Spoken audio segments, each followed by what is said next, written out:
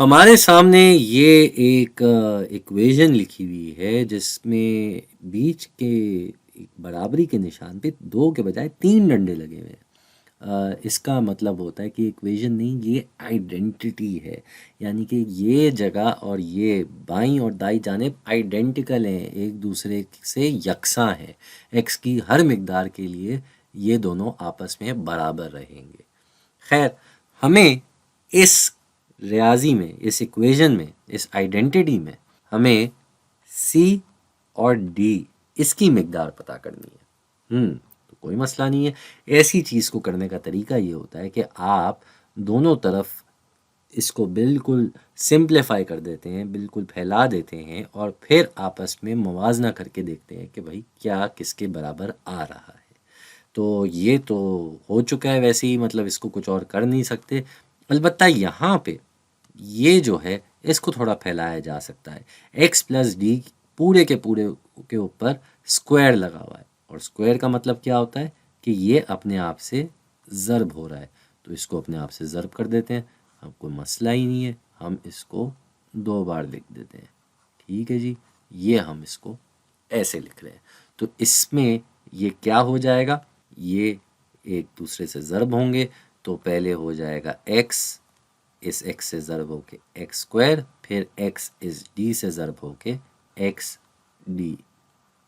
ठीक है, फिर ये डी इन दोनों से ज़र्ब होगा, तो फिर से ये एक्स और डी ज़र्ब होके एक्स डी बन गए, और आखिर में ये डी और डी ज़र्ब होके डी स्क्वायर बन गए। मैं बी लिख रहा था, ये डी स्क्वायर होंगे, डी स्क्वायर। तो अब ये और ये, इसमें आप देख सकते हैं कि पहला जो इस्तिलाह है वो बिल्कुल हूबहू एक जैसा आ रहा है। तो इसको तो हम वापस से लिख देते हैं, ये एक्स स्क्वायर, ये दोनों आपस में जमा होके बन रहे हैं 2xd।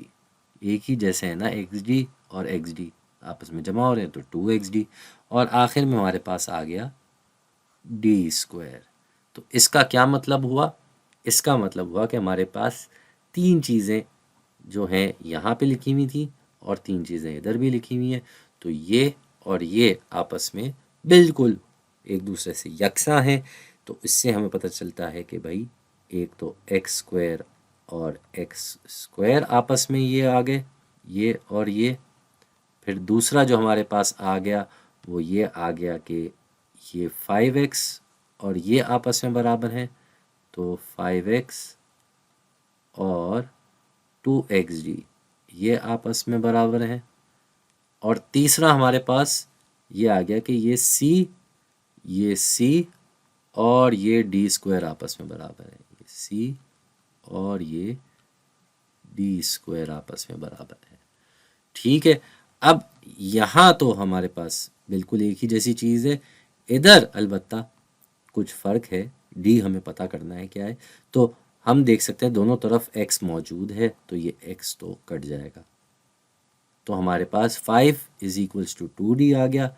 डी की अगर हमें मिकदार निकालनी है तो इस 2 को हमें वहाँ भेजना पड़ेगा, जिसका मतलब है कि हमारे पास डी की मिकदार आ जाएगी 5/2। ये जगह कम की वजह से ऐसे लिख दिया मैंने, क्योंकि यहाँ इससे 2 ज़र्ब हो रहा था, तो अगर वहाँ भेजेंगे तो नीचे जाके इससे तकसीम हो जाएगा। दूसरी तरफ हम देख रहे हैं कि c is equals to D square है। तो अगर d 5/2 है तो हम यहाँ पे 5/2 को स्क्वायर कर देंगे, और ये हो जाएगा 25/4। दोनों को स्क्वायर करेंगे तो ये 25/4 हो जाएगा। इस तरह से हमें दोनों की मिकदार पता चल गई। हमें पता चल गया कि c की मिकदार जो है वो है 25/4, और d की मिकदार जो है वो है 5/2। और इसी के साथ हम अपने वीडियो के इख्तिताम पे आ गए।